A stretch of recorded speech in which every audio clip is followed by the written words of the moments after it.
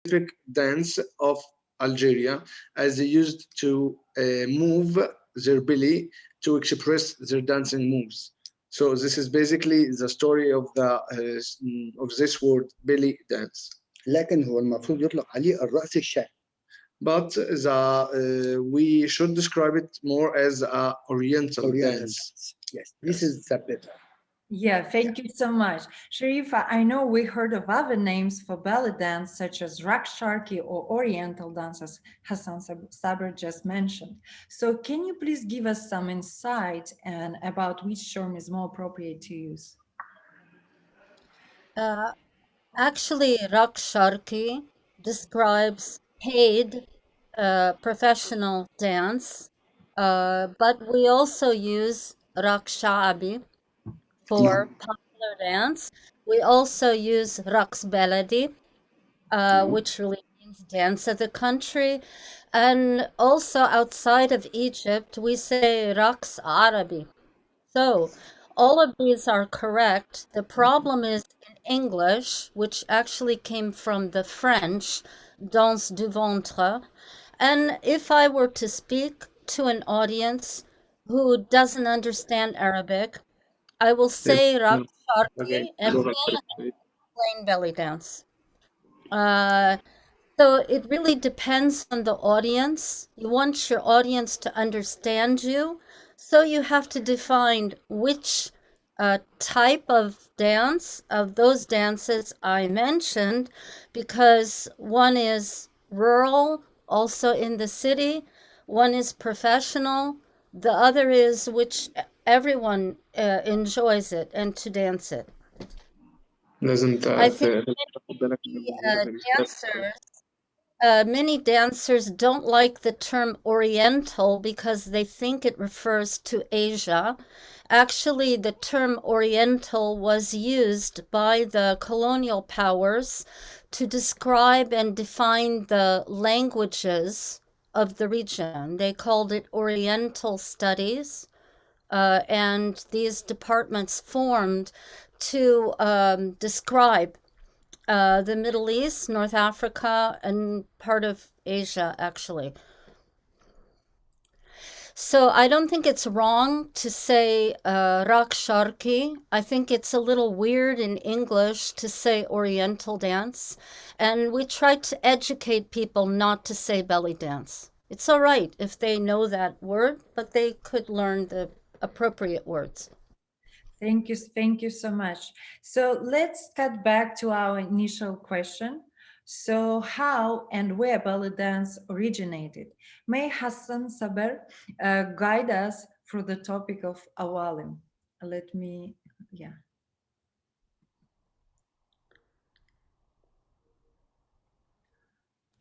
I can hear you. يعني ايه اصل الرأس الشعبي؟ موضوع كبير جدا، لأن العوالم دول الحريات بتاعة المعابد المصرية القديمة، فرأس العوالم غير الرأس الشعبي، لكن هجيبهم لك واحدة واحدة. Okay, so he's basically saying that awalim comes from the Pharaonic ages, and this is the type of dance that they used to practice. And it's not the same dance that we are used to watch nowadays. And of course, he will explain the difference. البنت لما تيجي تتجوز زمان كانت بتروح المعبد تقعد 40 يوم، العوالم كانوا بيعلموها ازاي ترقص وازاي تعمل مكياج وازاي تطبخ وازاي تولد نفسها والى اخره. بتقعد معاهم 40 يوم، بعد ما بتخرج وبتلعب مزيكا وبترقص، فبعد ما بتخرج بتتجوز. العوالم دول هم دول اصل العوالم، اللي هم الحريات اللي كانوا بيعلموا البنت الرقص. So he's talking about the origin of the word awalim that comes from the Arabic word yata'allam, which means learn, and the opposite teach. And he's basically referring to the awalim as a teachers that used to teach the girl that is going to be married to how to dance for 40 days. They used to learn her how to cook, how to dance, how to play music, how to do all of this stuff to get her ready for being a grown-up woman. So it's basically these are what we can call عوالم, and this is the origin of the word عوالم. العوالم دول كانوا اسمهم المفروض اللي هم الحريات، حريات المعبد.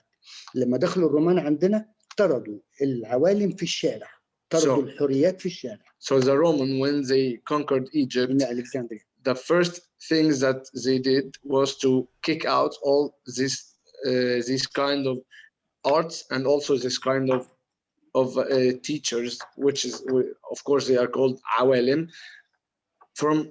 From the first day, they were kicked out for some reasons that they wanted to, of course, to eliminate our culture and to eliminate this type specifically of art and culture. لما انطردوا في الشارع العائلات المصرية خدتهم عندها في البيوت. When they were kicked out, the families actually was so welcoming that they invited all of these awalim to be a part of family. And right? Yes. Yes, okay. أنه كلمة عوالم مش معناتها رقاصة أو علمة. لا، العالمة ببواطن أمور المنزل. هي كانت العالمة ببواطن أمور الحياة كلها في المعبد اتنقلت للمنزل فسميت بالعالمة ببواطن أمور المنزل. So this is actually something that I know for the first time, that when this happened and the Egyptian families took the responsibility of these awalim and they made them a part of a family, they actually used to learn also the girls of the families that they were raised and taken. So they transformed from awalim in monasteries to be awalim in a home and the house. So they are actually, now he's speaking about scientific. So they know everything about home, about life, about also religion in this day. الرقص والغنى والمزيكا كان بيعلموا كل حاجة دي. Any kind of arts. Yes. محمد علي لما جاء الغوازي لما دخلوا مصر, when the gypsy come to Egypt here, stay in Egypt, he danced like the sexy. and محمد علي سنة 1805 طرد العوالم طرد الغوازي بره القاهرة والمحلة الكبرى. يعني الغوازي الفرق بينهم ان هم كانوا بيرقصوا بطريقه مثيره جدا, فطردهم بره, رجعوا القاهره هنا وهم راجعين انتحلوا صفه العوالم. فلما دخلوا هم عوالم بالسجاد, عملوا نفسهم بالسجاد, فدخلوا الى القاهره هنا. هم كانوا فين؟ كانوا في الصعيد.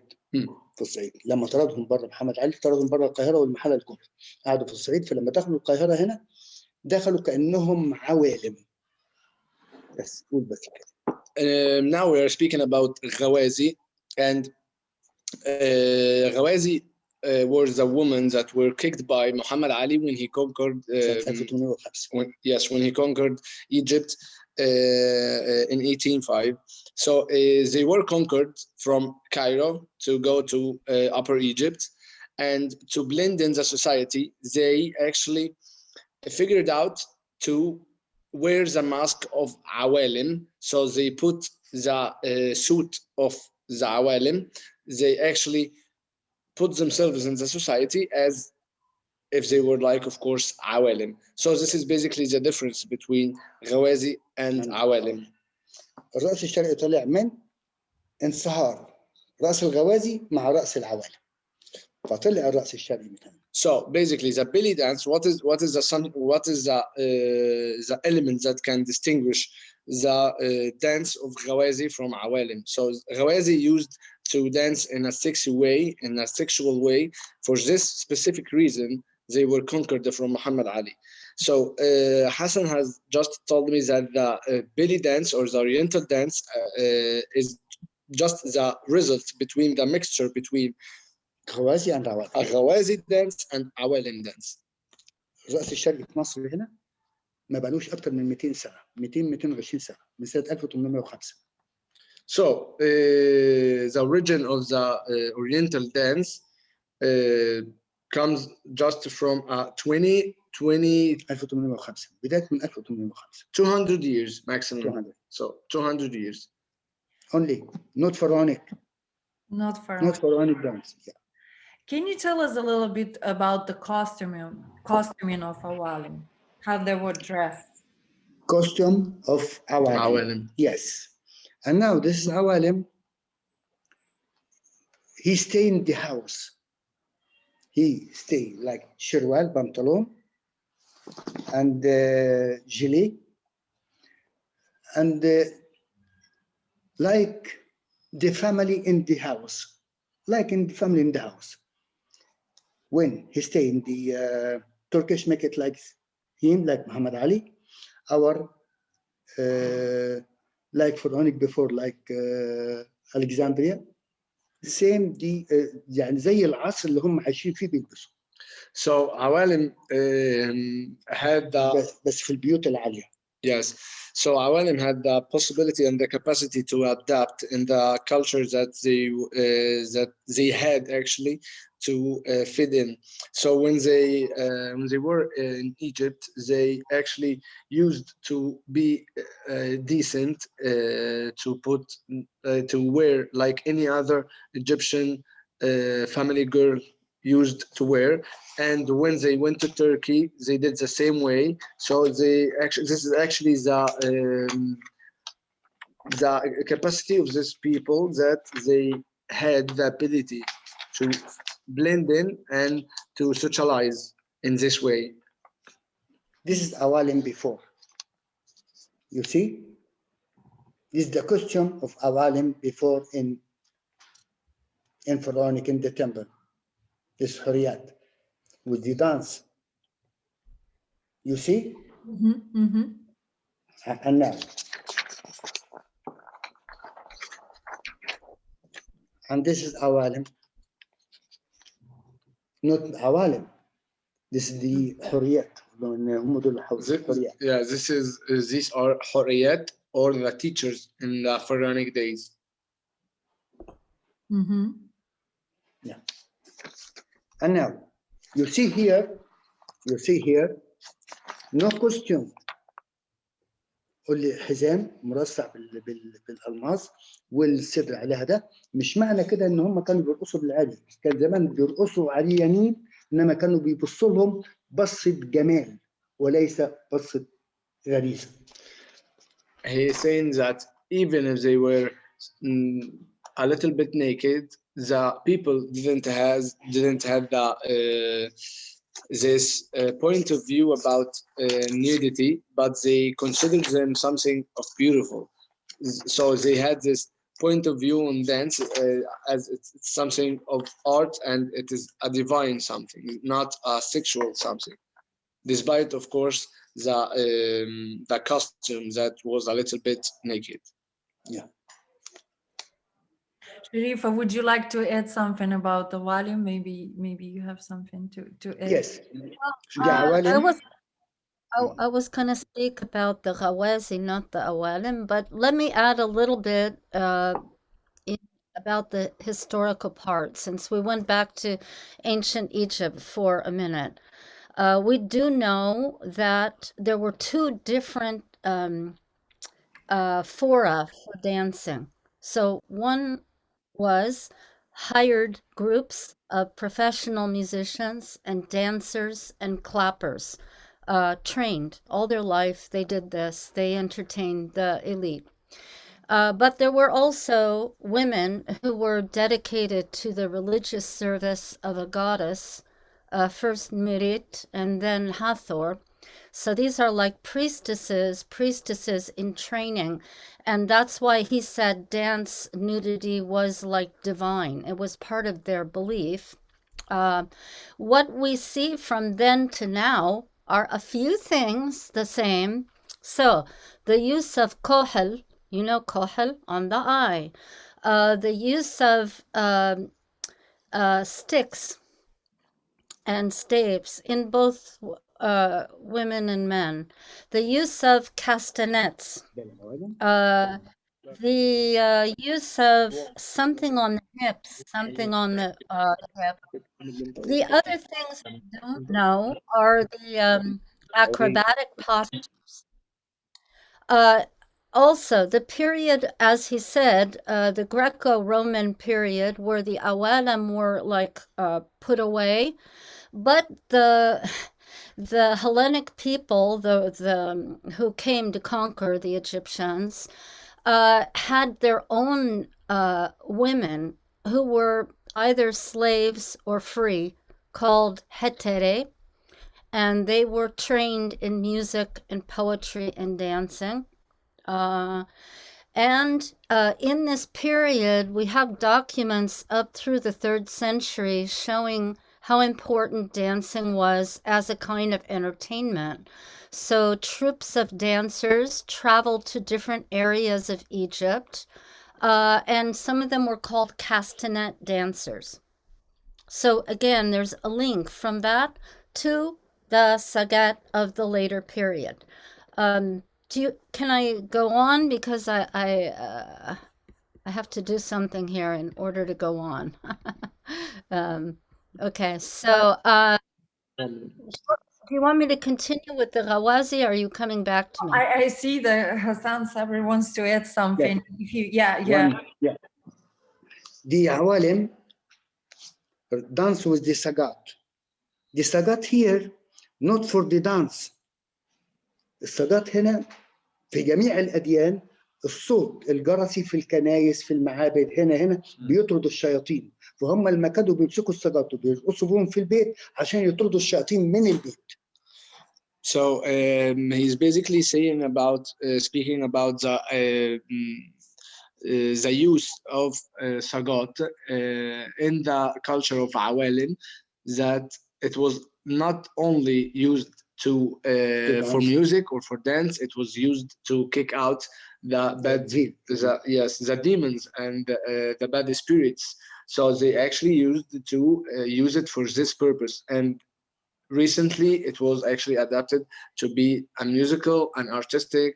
زي أبراس الكنايس والحاجات دي كلها بتحصل في الأفراح. الغوازي ما بيرقصوش بالسجاد، بيرقصوا بالدف فقط. Ghawazi, in the other hand, never used this kind of sagat. They don't use it. قول له كانوا جايين كلهم بالدفوف، لكن مسكوا السجات وهم داخلين القاهرة عشان يتمثلوا بالعوالم.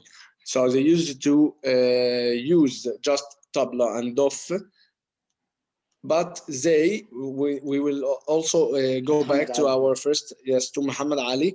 They just started to use sagat to adapt in the Egyptian society when they were kicked out by Muhammad Ali. عند العوالم لك ربات الفنون التسعة الإغريق، ربات الفنون التسعة الإغريق اللي هم دول الحريات بتوع المعبد زي ربات الفنون التسعة الإغريق، وليس شيء آخر. Yes, so he's confirming that they are learners from actually the ancient times of Egypt and ancient times of Phoenix. إغريق مش فينيكس. الإغريق Greeks. Okay, so Greeks. So Greek. Okay. Okay, thank you so much. So this actually brings us to another question of the discussion. So who are Ghawazi then? Sherifa, with your knowledge and research on this particular topic, will you be willing to share with us what you discovered?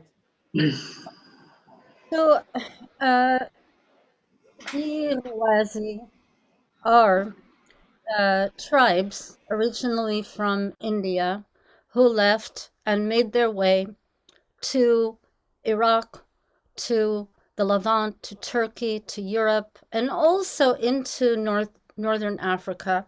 There are disagreements about which tribe they are. Some say they are Sinti. Some say they are Dom, because the Dom are in Lebanon and Palestine.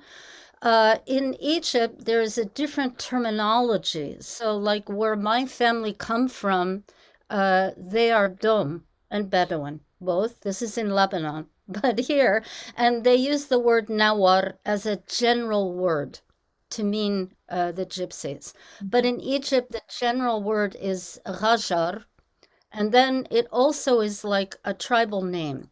And so the different experts disagree a little bit. Nabil Hanan says there are Nawar Halab, and Ghajar. And then there are some subgroups of each one of these other names.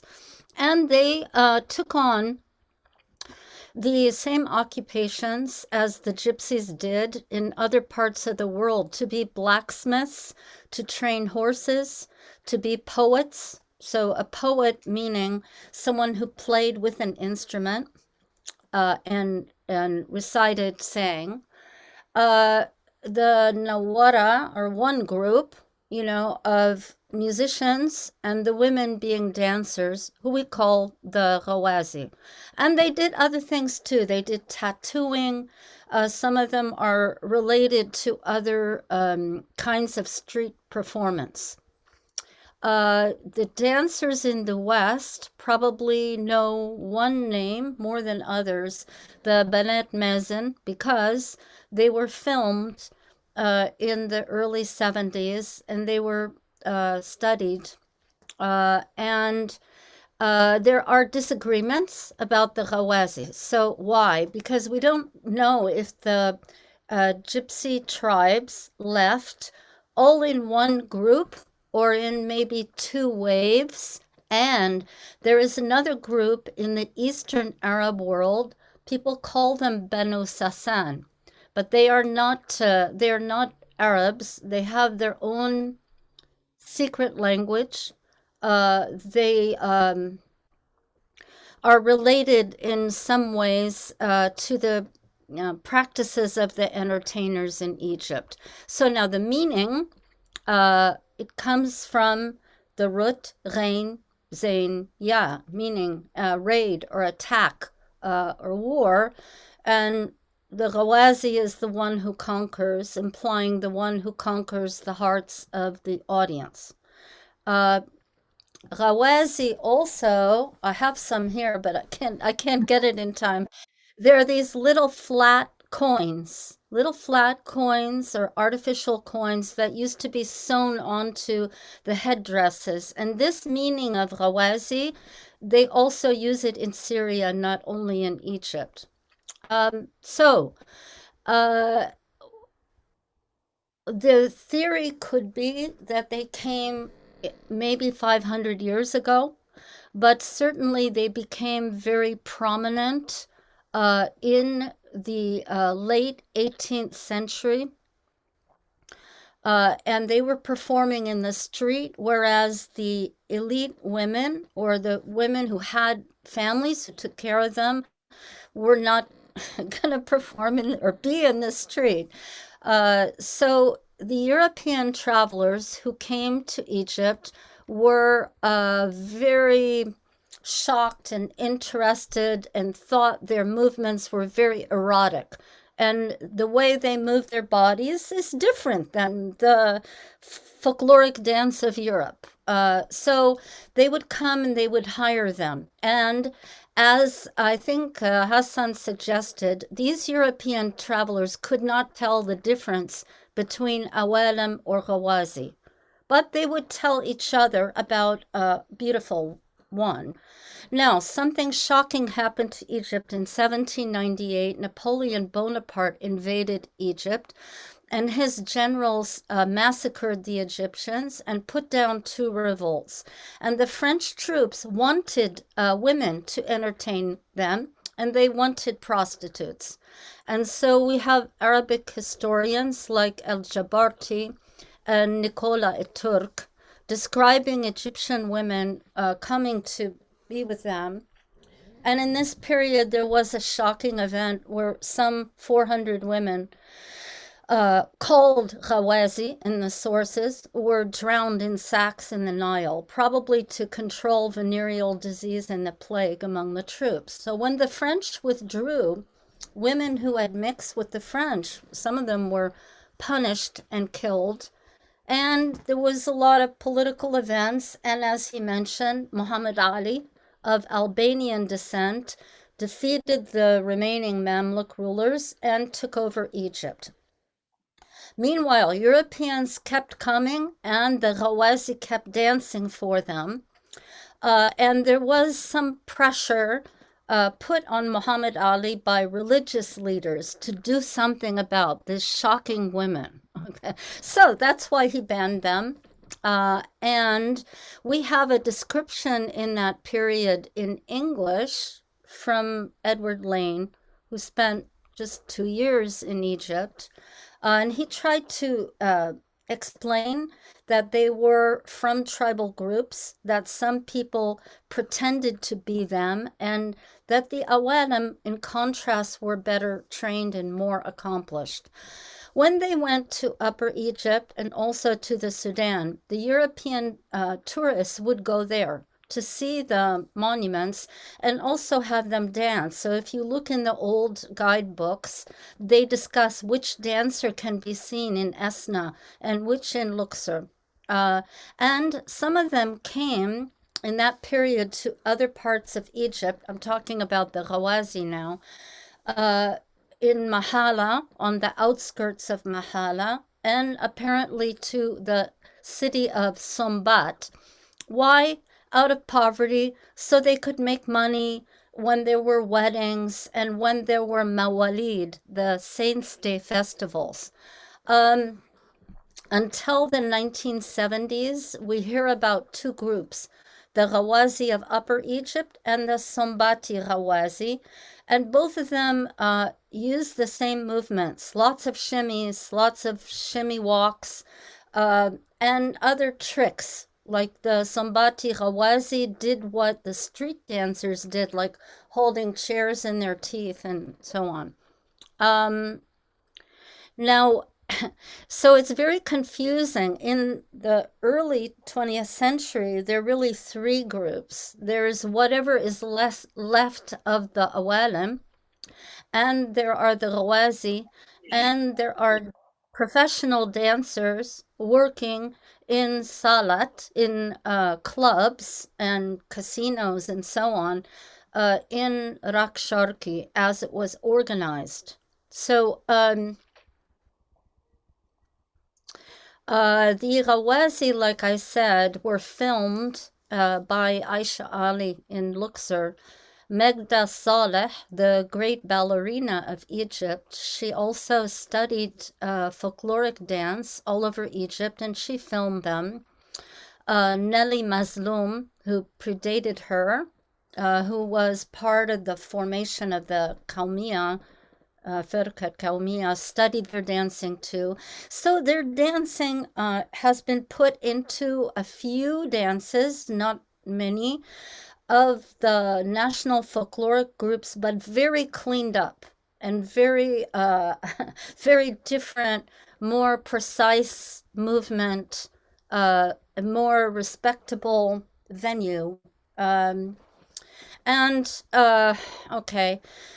The Ghawazi themselves made up costumes for each group, was a little bit different. They wore their hair down and loose. They wore, in some cases, costumes that resembled those of the Awalim, and then they changed them to wear the long dresses with the paillettes that we see today. The dancers' relationship with the musicians is very important. Some of them are relatives. Some of them are actually antagonistic. They sort of compete with each other. But the dancers needed to be protected by a male, by someone in their family, to help them get work. And then more recently, they had to resort to non-relative managers. Alain Weber, a French music specialist, came to this area and he made a film called The Romany Trail, and a segment of it is on the Ghawazi. Now, I know people think very highly of Monsieur Weber, but he kind of makes it sound like all of the entertainment and all of the dancing in Egypt is actually from the Ghajar, from the Ghawazi, which is not true. Obviously, as we know, these tribes went to Lebanon, they have their own dance. They went to Turkey, they have their own dance. They went to Spain, they developed their own dance. They took the existing dance and street entertainment traditions where they were, and they exploited them, and they made them into their own style. I was asked before the talk if there could be male men who are Ghawasi. Well, this would be a Ghazi. It would be a man in their family. Now, in the 19th century, when Muhammad Ali's ban was enacted, there were two kinds of male dancers in the streets. One of them were called genk, and they performed folkloric dances, usually of Greek background or Circassian or something like that. Then there were the khawalat. I'm sorry, it's a bad word, but it means a man who dances like a woman in the style of a woman, emulating women. And this is also done by some Arab tribes in other parts of Egypt, and it was done historically by the Arabs. So as folkloric dance was legitimized by the Egyptian government, some men of these families too were employed in folkloric groups, or they worked as tanura dancers, the spinning dance, and they might also dance for the tourists when they came to show that they could dance. You can find some examples of men dancing in this style, but it's not very common, and it's not very approved. That's all I can say, except that now, over time, people want to learn the style. So you could, for example, see Mahsoub al-Kanawi, who you'll find him on Facebook. You can see him. The Ghawazi declined very, very much, to the point that it's like they're a part of the roots of Raqs Sharqi, but they're hardly there. Why? First, they were banned at the Mawalid. They weren't allowed to perform anymore in the Saints' Day festivals because the government was trying to control what was going on there. Second reason, starting especially in the 1980s, Islamic fundamentalism grew in Upper Egypt, and the authorities began to refuse to allow the parties where the Ghawazi entertained, and also these Islamists threatened performers. This hurt the economy. The economy became bad. So this means that local Egyptians didn't have the money to pay them, to hire them, and they had to really look for tourists to entertain. In some cases, the tour companies or the groups managing would hire other dancers, not them, to perform. So, I mean, really, it's an almost dead phenomenon today. Yeah, thank you so much. It was very great response. Thank you so much, and very insightful discovery. So, Hassan, Saber, would you like to add something about Ghawazi?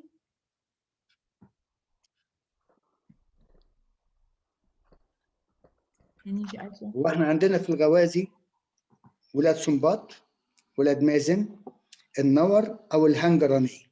النور هم الهنجراني. بالنسبه لولاد مازن دول في الصعيد.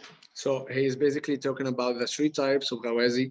He's saying that we have these three types and where they were located. Wulad Mazen, they were located in Said Mosque in Upper Egypt. سنباط Wulad Sumbat في المحلة الكبرى أو بالضبط في الشرقية. في المحلة الكبرى, which is also called في المحلة الكبرى or in the delta of Egypt. النور هنا هم الجماعة البدو الغجر الرحل. الغجر الرحل اللي كانوا بيعتمدوا على قراية الكف والحاجات دي كلها والغنى وبيغنوا وبيرقصوا، بس شغلتهم كله قراية الكف في الأساس. So Nawar basically is a word that Egyptian used to say about people, Hungarians, as we call بيبصوا الهنجرانيه. الهنجرانية. Yeah, okay, I forgot the word. الهنجرانية. They used to read the future, and they used to tell people what to do, and they were called both of these words, Hangaraniya or Nawar. This is actually the Egyptian word of these people. هنجرانيه نعت هنا ان هم مش تمام، ان هم محتالين. This is actually to attribute a little bit of meaning to the word Hangaraniya. It's actually recently used in our Egyptian vocabulary, but it's a little bit considered of an old word for young people. We actually used to hear it in ETs and 90s series to describe someone that it is not honest, or he's like he's good to manipulate people and stuff like that. This was the meaning that Egyptian used to attribute to this word. But at the end of the day, they were also nawar. Yes. This was the tribute. لكن ولاد مازن شغالين لغايه النهارده، ومنهم متقال قناوي ومتهم لغايه النهارده شغالين. هم دول المطربين الشعبيين بتوع مصر في الصعيد. So from the descendants of Walad Mazen, the children of Mazen, or actually the descendants of Mazen to be, comes nowadays a very famous folklore man, which is called متقال قناوي، متقال قناوي. كل دول Inawi family. كل دول غجر. They come actually from the gypsy origins from Upper Egypt. Yes. الغجر جايين من الهند، من ناحيه الهند وبلاد فارس، ودخلوا على مصر هنا وتفرقوا في مصر وتفرقوا، ومنهم ولاد نايل في الجزائر، يعني اتفرقوا في العالم. Yeah, this is actually what Sherifa said. That she said that gypsies originate from India, and they were settled in Egypt, then to another countries as Algeria and also North Africa. Yes. الخول ده اللي كلمت عليه أستاذة شريفة هنا. Yes.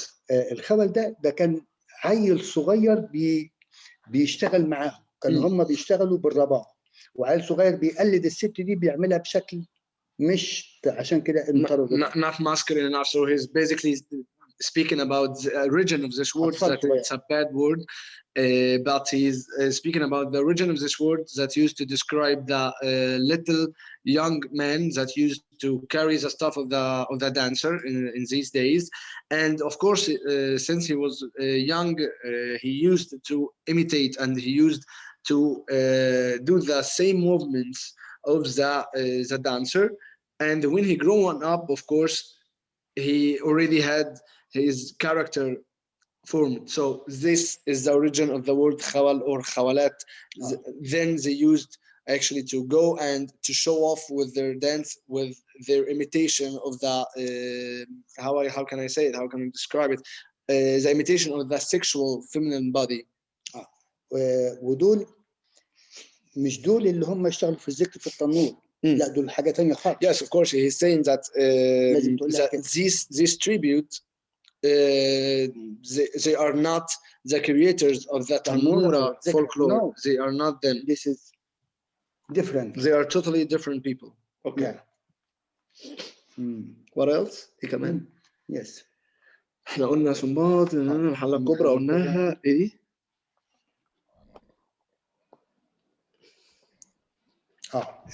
مع الغوازي هم دخلوا معانا الربابة. الربابة مش بتاعتنا. ربابة, which is a typical instrument, a musical instrument of Upper Egypt. Yes. And it's not originally Egyptian, but it comes from the heritage of Khawazi. لأن احنا ما عندناش آلات جر زي الكمانجة أو الربابة، احنا عندنا كلها آلات نقر. Yes, we don't all the instruments like violin and rababa, they are not originally Egyptian. We aspirated them, we actually imported them from other artistic cultures. وأنا إن شاء الله يعني هشير بكرة لكل الناس اللي موجودة البحث الكامل عن الغوازي. In the upcoming days, I will be posting on Facebook the whole search that I have done about Ghawazi, with attaching photos and the PDFs for our audience. Sherifa, would you like to show us the coins? You said you have it. Yeah, because this Yeah, is very important. And this is this big. one. This is لأن ده موضوع كبير جدا. this is what we call razia. Used to be called razia. They don't do it anymore. They do a fake version now. ما بقوش بيعملوا الحاجات دي، بقى بيعملوا حاجات متقلده. Would you like just please show it one more time? It was so beautiful. Please listen Yes, to me. because Hassan wants to make a comment on the coin. This the costume in the Ghawazi is named Tulli. Tulli, this is like the شبك، زي الشبك كده وكله مشغول بالذهب أو بحاجات مقلدة يعني. Okay. إنما هو عامل زي الشبك كله. كانوا ده بيلبسوه في القصور العالية، يعني الهوانم كانوا بيلبسوه. فالغوازي قلدت الايه؟ العوالم دوت او قلدت الطبقه العاليه دي كلها ولبست التل. لكنه كان فيك لانهم طبعا ما كانوش يقدروا يخلوه. طبعا. Yeah, so he's basically saying that the costume of Ghawazi, it's called Tolli in Egyptian, and it was more a brilliant but always fake, because they used to imitate the elite Hawanim. Hawanim, it's an Egyptian word that means the elite, the woman of the elite. So they used to imitate their costumes, but of course without enough money they used to make fake costumes just to attract attention. واول ما اصحاب المناصب الكبيره اللي هم الرجاله شافوا ان الغوازي بيلبسوا زي نسوانهم منعوهم انهم يلبسوا. This is a good one. Once I don't actually believe it, but okay.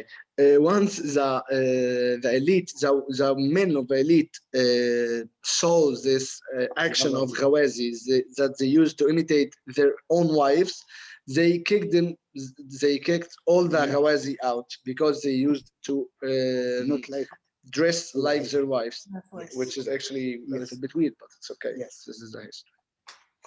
well, حاجة مهمة جدا، لا معلش، حاجة مهمة جدا، الغوازي راحوا الصعيد بقوا زي الصعايدة. راحوا البدو يعملوا زي البدو ويلبسوا زي البدو.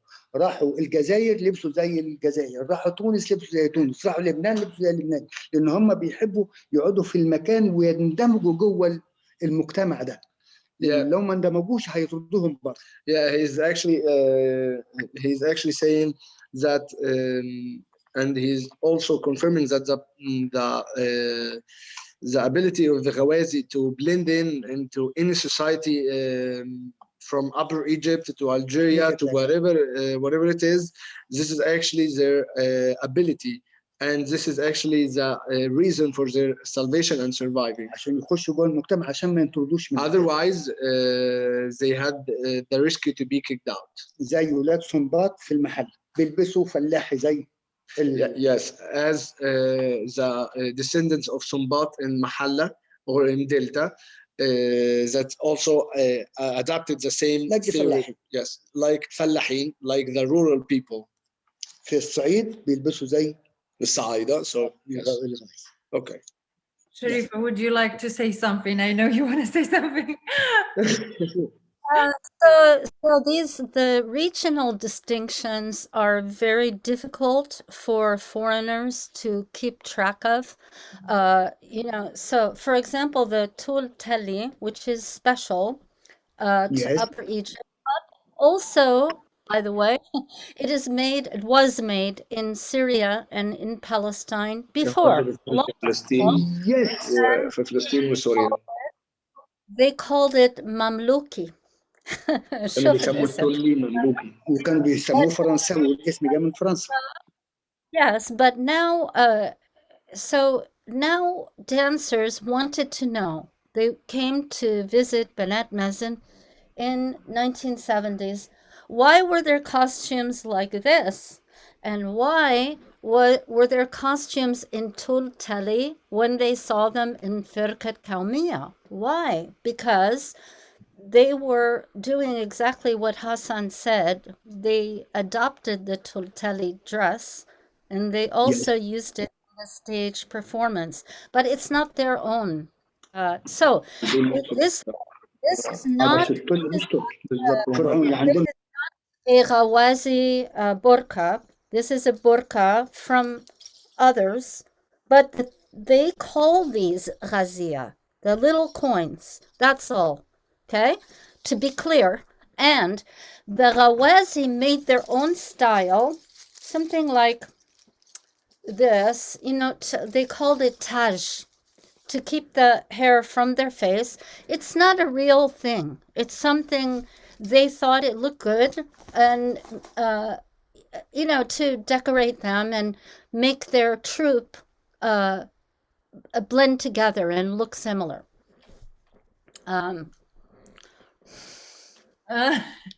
Let me Not know. an important, Yeah, we but can whatever. hear.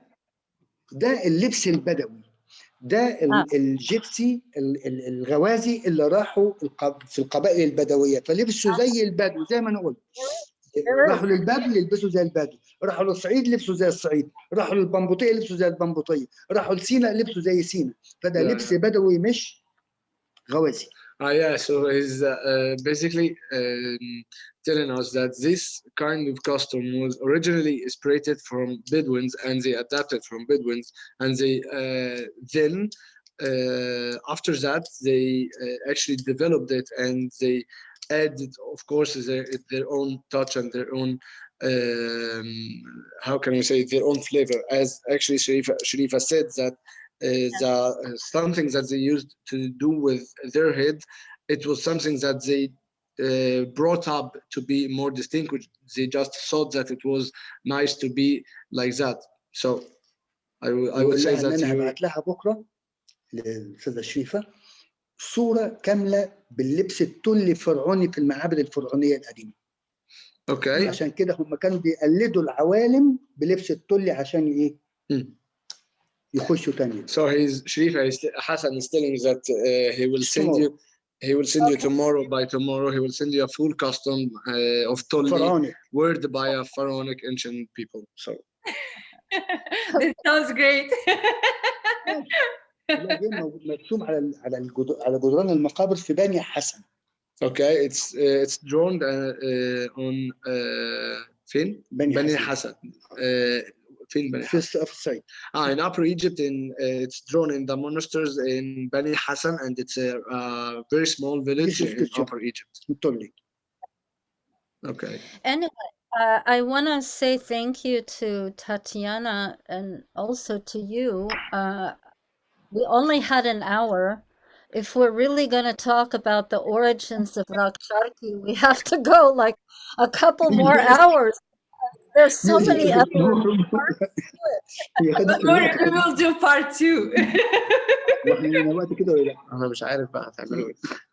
So let me just start. Like, we're nearing the end of our conversation. Thank you for sharing with us your expertise. Once again, I would like to thank you, our audience, for joining us and listening to us. And I would like to remind our viewers about the books published by our speakers. So the book Popular Dance and Music in Egypt by Sherifa Zuhur will be published this spring, and I will provide you the link for that under this post. So her books, Asmahan's Secrets, Woman, War, Song, Images of Enchantment, and Colors of Enchantment are available on Amazon and Goodreads. Hassan Saber published 3 books, and the 4th one, Reference to the Folk Dance in Egypt, is on its way. And it will include all the research Mr. Hassan has been done on the topic of folklore dance. So please follow him, and as soon as the book will be published, he will post the link where you can purchase it. So thank you for tuning in. It was a pleasure to spend this morning with you doing this amazing discussion. So, and probably we will do part 2, right? We need to do that.